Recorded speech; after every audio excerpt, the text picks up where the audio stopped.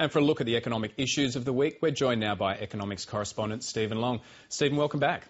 Thanks, Steve. And the International Monetary Fund is warning that Australia is too dependent on mineral sales to China. Any surprises there?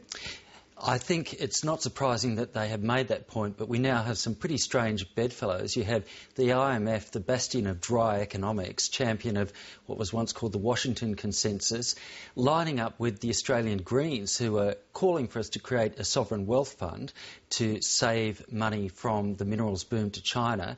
You've got also the Reserve Bank alluding to the potential to have such a fund and the need to save for times when we don't have the growth from China. And it's quite interesting to have so many disparate voices saying, well, steady on, guys, this boom won't last forever. But is there any risk that China boom will end anytime soon? I think that there's a real risk that within the next few years we're likely to see a dip, even if one accepts that there's a long-term growth story in China with the rising middle class, which means that China will be a huge market for decades to come and potentially a global superpower. It can't last forever. You will get downturns. And you look at what's happening at the moment, Steve.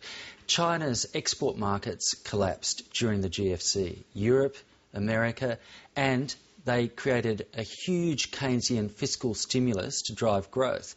They built literally roads to nowhere, airports that no planes fly from, cities, and you can't keep on doing that. The hope was that consumption in China would rise. We've got rising inflation in China being driven by fuel prices, energy prices and food prices. Now, they're about 50% of the Chinese household budget. That doesn't leave a lot of discretionary income, even with rising wages.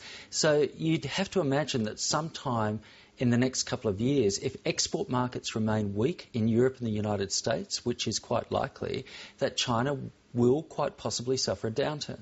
And Stephen, just finally, the dollar hit a highs post-float, yes. 109 this week. Oh yeah, great time to go to New York. And that is being in part driven by those rising commodity prices, and that's being driven by the weakness of the US dollar, which is seeing people flee US dollar denominated assets and go into hard physical assets like gold and silver and the stuff we dig out of the ground, Steve. So that's the dynamic there, and we just saw Ben Bernanke really running down the currency again by keeping interest rates on hold for the 28th month in a row in the United States and signalling a very soft monetary policy. Well, Lenin once said that if you want to destroy capitalism, you've got to first debauch the currency. Maybe Ben's in league with him. Stephen, thanks for that, and we'll see you next week. Look forward to it.